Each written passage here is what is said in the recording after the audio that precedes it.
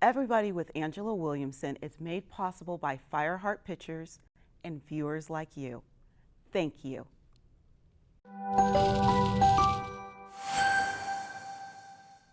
Billy Joel, Chaka Khan, Cyndi Lauper, and Wayne Newton are just a few musicians who have filed bankruptcy during their music career. Usually bankruptcy filings of famous people, including musicians, are due to lawsuits, debts, or taxes. Some musicians filed bankruptcy because of their recording contracts, like the R&B group TLC and the Goo Goo Dolls. Tonight, we talk to a musician who is advocating for financial literacy in the music industry. I'm so happy you're joining us. From Los Angeles, this is KLCS PBS. Welcome to Everybody with Angela Williamson, an innovation, arts, education, and public affairs program. Everybody with Angela Williamson is made possible by viewers like you. Thank you. And now your host, Dr. Angela Williamson. So I declare today Ozomatli Day.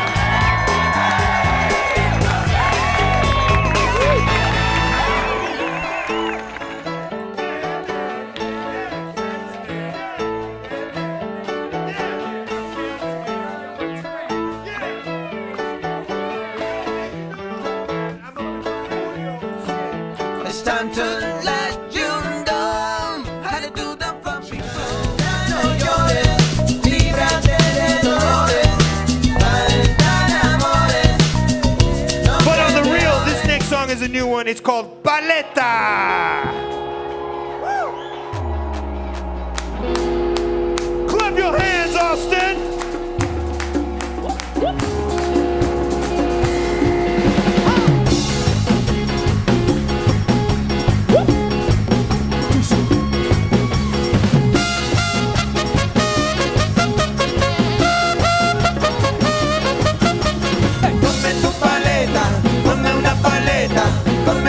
Come tres, come tu paleta, come tu paleta, come una paleta. I'm Wil Dog, a musician with Ozomatli. I'm helping young musicians navigate their financial journey without so much struggle. We're using music as the message to get the word out.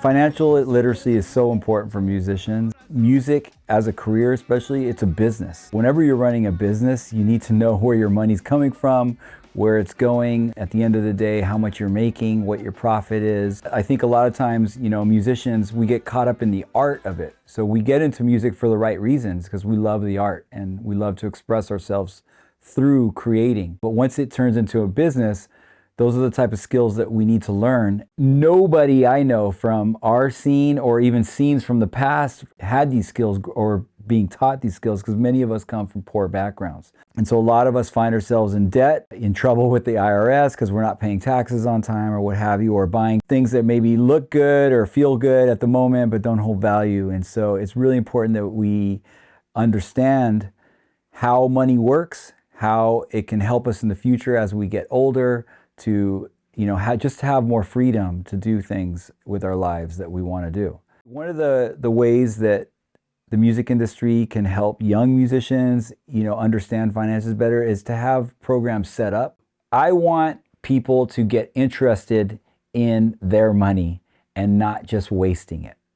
And because, life is short, and when you get older, I want to see people coming up and having a stable life that they can sustain for their whole life and not just this short amount of time when they're young.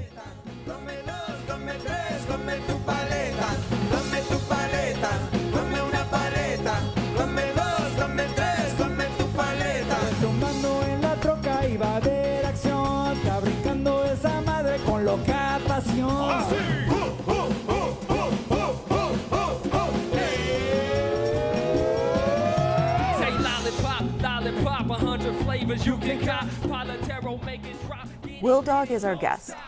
Wil Dog, thank you so much for being here and allowing us to come into your studio. Oh, thank you for having me, Dr. Angela. Really happy to be here. I love what you're doing, but before we talk about how you are advocating for financial literacy in the music industry. I want to learn a little bit about you. And I mean, music sounds like it's been a part of your life, even from a small age. I mean, you were even part of a special academy? Yeah, well, I grew up in Los Angeles, and I had the fortune, and my parents knew that I was into music and art, so they got me into a magnet school. So I went to performing arts school, 32nd Street, USC Magnet. Wow. And what was the first instrument you picked up? So the first instrument I ever played, I think, was probably just drums, just playing a lot. I always knew I wanted to be a guitar player, but when I went to school in 3rd grade, they said I had to play an orchestral instrument first.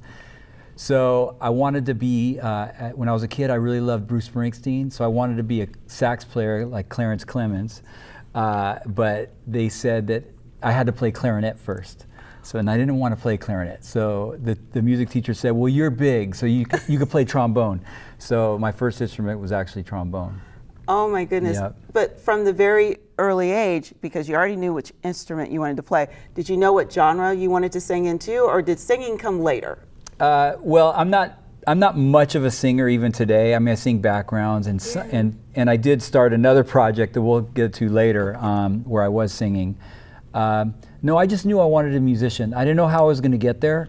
You know, I was lucky that my parents were into music, and I was brought to a lot of concerts as a young child. I remember when I was 6 years old, my dad took me to a Clash concert. Wow. Yeah, and that's when I saw the Clash come on stage. It was at the Santa Monica Civic. Yes. Just in Santa Monica, and actually I fell asleep during all the openers, but as soon as the Clash came on, my dad says I jumped out. But what I remember about that night is, at that moment is when I decided that I was going to be a musician. I didn't know how I was going to get there because there's no musicians in my family. Yeah, but I just knew that that's what I wanted to do. Which is very interesting, because normally when I talk to famous musicians, someone was in their family somewhere, you know, was a musician, so they were able to learn that. But you fell in love with it and knew that that's what you wanted to do when you grew up. And so my question is, so how does young Wil Dog, from that very early elementary where you had to play the clarinet, move to the young Wil Dog that decides to start his band and things? I mean, was it a progression for you?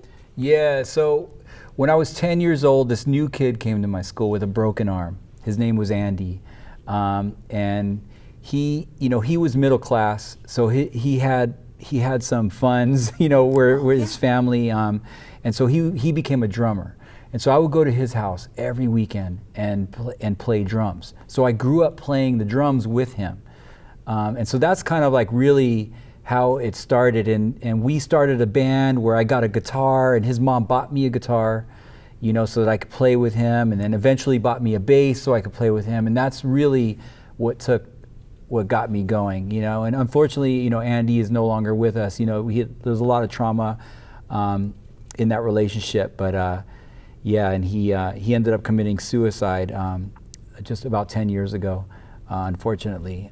But I live, you know, with his memory and his passion for me. He's one of the best musicians I ever knew, you know, and that's what happens to so many of the greatest artists, you know, is they're so involved in the art that this other society that where you know, getting your stuff together and filing taxes, like you were talking about earlier, filing your taxes and doing paperwork and logistics just falls by the wayside.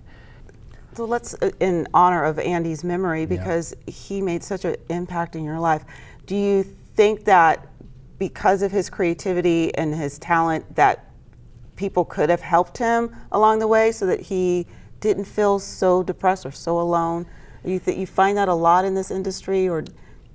Yeah, I mean, with Andy, you know, yes. I mean, Andy was he was a pure artist, and he would make fun of me. Oh, you have meetings with your damagers. He would call managers damagers, you know, and your producers, he would call them reducers. Oh, yes. You know, yeah. And so he would make fun of me, but he was just such a purist artist. But, you know, when we were about 19 or so, he made the decision to go, you know, more into drug use, and unfortunately he just couldn't deal with the world, and the way, the rules of this world.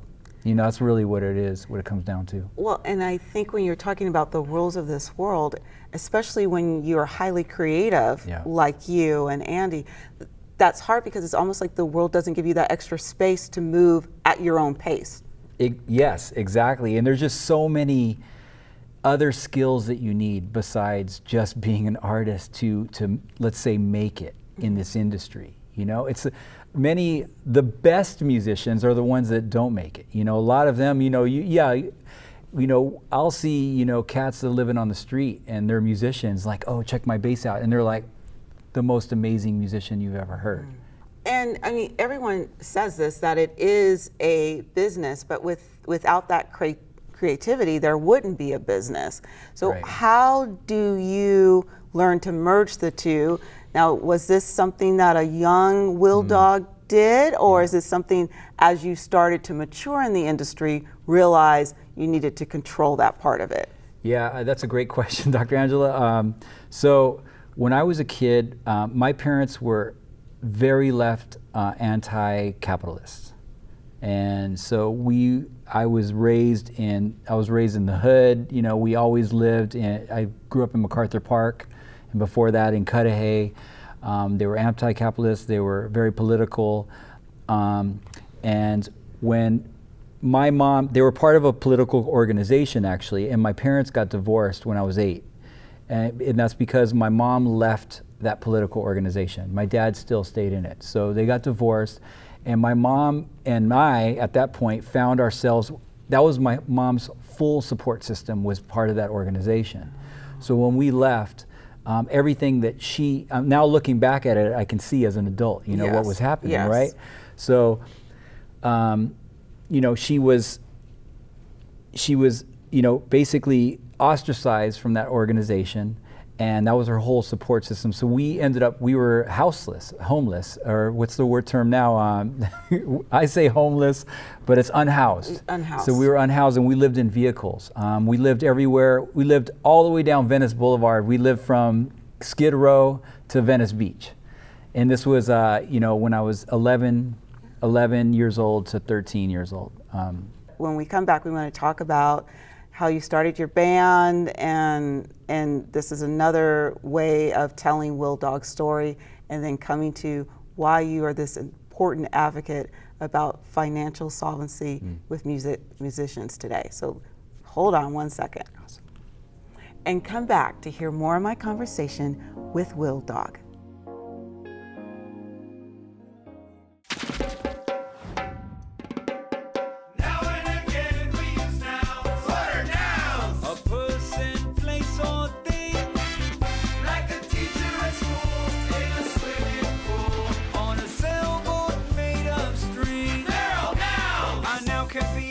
Anyone in your community, your mom, your dad, sister, brother, neighbor, auntie, a noun can be a place, your house, town, city, the moon and outer space, your state, even your country. A noun can be a thing, baseball club for catching, a book you read, and the muscle that you're stretching. Cake, hat, cat, feet, everybody sing with me. All the time we use nouns every day. Person, place, or thing. Like a teacher at school, in a swimming pool, on a sailboat made of string.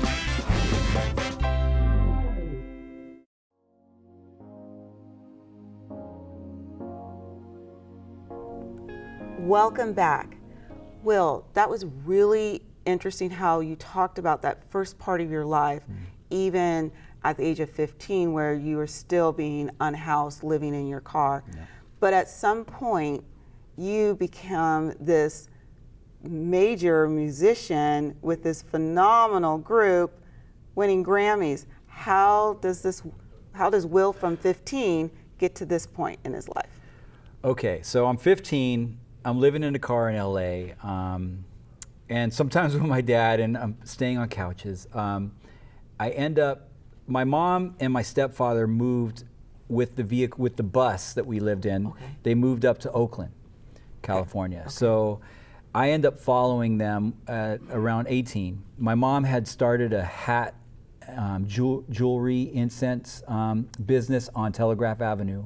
Yes. You know, in Berkeley, right on the street, selling stuff. So I go up there, and I knew I wanted to be a musician, so I'm saving up. So my mom started this business, and I'm selling the hats, and I saved up enough money to buy a bass. And so I start playing with all these groups in Oakland and Berkeley, a bunch of hip hop groups and some reggae bands. And I stay there for a year, and I decide I'm gonna go back to LA. You know, and I was living way below my means. So at this point, I'm living with a Salvadorian family in right outside of MacArthur Park. Okay. And I'm living basically in a closet with their teenage lesbian daughter. Oh, And okay. Perfect roommate then. Not exactly. But their parents, they're super religious. The only reason why they let me sleep in there, they thought maybe I would convert her into not being gay. Oh, you know? Okay. Yeah. Yeah. So, yeah. you know, I guess they didn't realize how that works. No. But yeah. okay. But you actually say something that's really important here is that you are living, you know, below your means here. You are doing that. It was $125 for one half of this giant closet that we lived in. And she had a bed over there and I had a bed here. And like that's what's important and I was saving money already. You know, at this point I had maybe $250 in the bank, which for me was a lot of money because I had a car that I had bought for $100. Like seriously, and there was a hoopty, but it was a car. It was and paid for? It got me around. Yeah, I had I had a bungee cord that would go around the stick shift to the passenger door that would hold that on. So when I make lefts, it would open and close. I feel like I'm driving with you. And my seat was held by a basketball to the back seat. Like that's how it was held on. So I'd roll around. Anyways. Yes. So eventually I got hired by the LA Conservation Corps. Yeah, this was post 92 rebellion. Yes. So in LA. Okay. So they poured a bunch of money into LA I remember that. To give opportunities to the youth. Yeah. And so I was a part of that program, and we worked out of LA Theater Center. So I got a job there with the Conservation Corps. Yes. We ended up developing a play at the LA Theater Center with the Corps. Fast forward, we ended up going on strike. We tried to start a union in the Corps. We ended up going on strike, and we held a sit-in in our building. And we had a 1-month standoff with the Conservation Corps, and where we started and then what ended up happening through a mediation process with the Conservation Corps, we got rights to the building for 2 years. And so we lost our jobs with the Conservation Corps, but we started a cultural community center dedicated to arts and inner city youth. We called it the Peace and Justice Center. And that's how Ozomatli got started. So I'm still in Macy Gray, you know, but I'm doing all of this stuff as well. And so Ozomatli, is it because all of you are part of this like ex-conservation team that took over the building? Yeah. Or do band members come in one by one and you start to think, how does that come together? So we started, once we created this community center called the Peace and Justice Center, we started having benefits and parties at there. And so to raise money, me and our original drummer, Anton Morales, we called all of our friends to come jam. And that's how Ozomatli got together. A jam session. Yep, a jam session. Yep, basically. Just like our other guest was talking about jam sessions. Yep. And so you come together to raise money. And so this is when you really start to become, and how I've heard about your band is an LA institution in a way, because you started with opening your doors for people to come in and listen to you jam. Yeah, that's how, and then that led to, playing at art galleries, and then eventually Hollywood called and said, I heard, you want to come play at the Viper Room. So we play there, and playing in Hollywood and started selling out clubs in Hollywood, like small clubs. That's when the Hollywood started hearing about us, which is really interesting when you think about it. Hollywood's only a couple miles, you know, from where we started. However, it's a world away. It's a huge journey away, it's correct? a huge journey for the youth of you know, and so we need to, you know, as people like myself, need to create more pipelines for, you know, the youth that grow up. We have so much talent. I know. In the city, you know, we have so much talent, and there needs to be more interaction between these giant corporations in Hollywood and the city, because most of Hollywood is made up from people from other places, you know. Which is really interesting that you would say that, is that we have talent right in our backyard, but we're actually leaving our backyard to get the talent and bring them in. So when that happens, though, in the case of Ozomatli, at this point, that's when Hollywood reaches out to you. You start to record your first album. Yeah, well, and yeah, we start. So we get signed. Yeah. But before that was the first time I had ever been to a fancy restaurant. You know, because they start wining and dining you, and they start, you know. Yes. And that's where, you know, the first time I ever had duck pizza. Like, do you eat duck? Like, okay, I've seen it in Chinatown. No, but like, yes. Yeah. So we end up getting signed, and so with that is we get a lawyer. So we get a manager. We get a Do they give you the manager, or do you get the manager? No, we got the manager. Okay. So before this, this woman, Amy, saw us at the Viper Room and said, you know, I work for this record company. I'm the assistant, but I want to work with you guys. And so she says, come by the office. I want to talk to you. So she comes by. At this point, I'm doing everything for the band. I'm getting all the gigs. I set up these packages that I sent out to all the festivals in LA that have like a tape, a picture, a bio, you know. You're doing your own press kits. Yeah, exactly. And so I'm sending them out everywhere, and I'm getting gigs. She comes in, she's like, I want to work with you guys. I said, okay, well, here's 20 press kits. I'm going to say, I'm not going to give you any of my contacts, but you go get your own. Within 6 months, she had more than I did. You know, she was, and you know, at this time the band didn't even know that we had somebody working. You know, the rest of the guys. But anyways, and so she ended up, when we got signed, she was kind of the liaison between the label and us. Yes. And then we started interviewing attorneys, music attorneys, and we really liked this woman named Lisa Sakransky. And so you go through these early days where you start to figure out who you are as a band. Mm-hmm. You all, you know, stay together as you hit some of these like more impossible parts of the tour. That's the nicest way I'm going to put it. But at some point, because believe it or not, we're getting to the end of our conversation, and so at some point, Wil Dog, decides that I need to advocate for musicians so that they are financially solvent. Yeah. What one event pushed you to start to move into this new direction? Because you're still an artist, you still have your band, but now you have this personal mission. Yeah, well, that I can just tell you my story. Yes. So yeah, my story is I saved, you know, when we got signed, we got $5,000. I put that into the bank. I didn't touch it. Like, I didn't buy anything. Like, I was so scared, you know, because of my past. Yeah, because of my past, I was so scared. I didn't know, and $5,000, like I said, I went from $250 in the bank to $5,250. But like, you were already starting to save, so you were already training your mind to save even with that $250. I was, and I was living way below my means, and I wasn't buying, you know, my car was still a hoopty. I didn't buy a car. You know, and other guys, you know, they're getting cars with rims. Wow. You know what I mean? And I just kept my hoopty. I didn't buy anything. I ended up saving about $40,000. It took me about 4 years. But I saved $40,000, and I kept my lifestyle, and then I ended up buying a house in Silver Lake. Yes.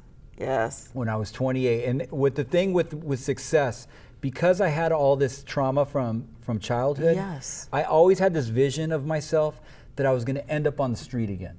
I always had this vision of me pushing I was either going to be in jail, dead, or on the street. Those are my and I always had this vision. So my whole life's been kind of fighting against that, or realizing where I am in the moment. I'm not there, I'm not there. I've got 40 grand in the bank and I'm about to put it down on a house in Silver Lake. But you're still feeling but I'm that still feeling it. 15-year-old Wil Dog. Yeah, and I'm feeling that everybody in my life has been telling me, you're never gonna make it.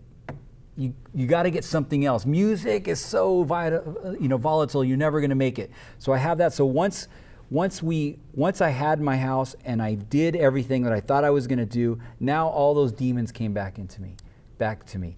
And so I went down, I started using drugs heavily, using drugs more, and that 40 grand that I had in the bank went away really quick.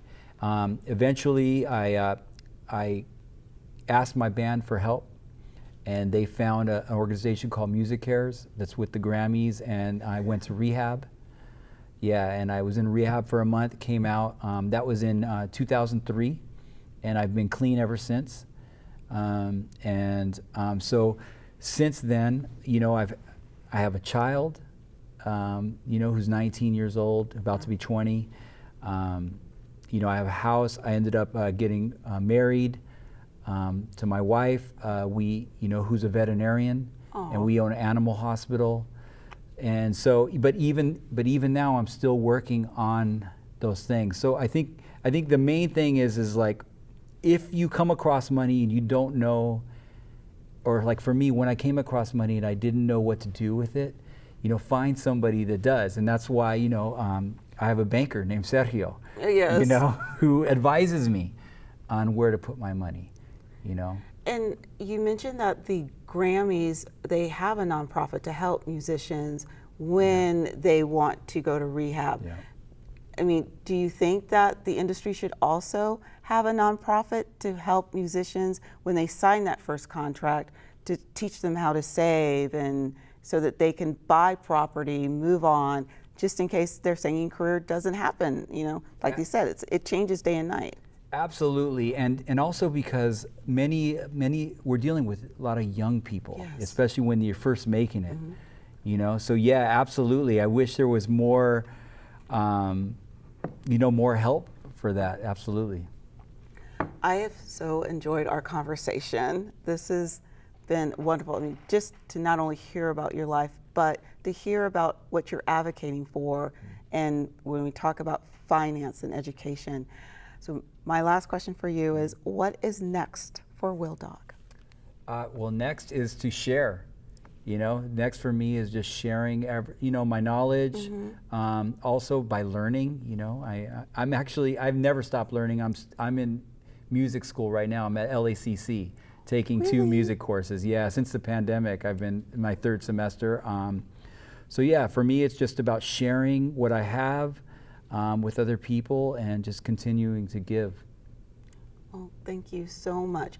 Thank you for everything that you've been doing to advocate for musicians, but thank you for coming on this show and sharing a personal part of your life that I'm sure will be encouraging people as they watch our interview. So I appreciate that, Wil Dog.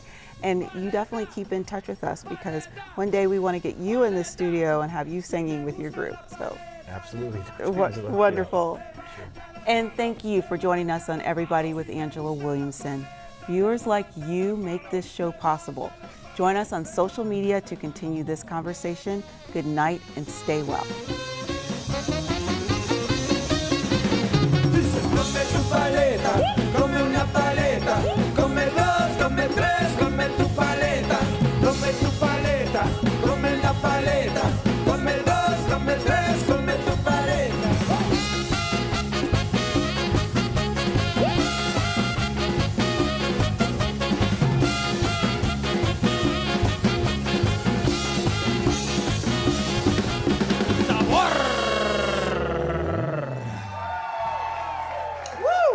Man, one paleta.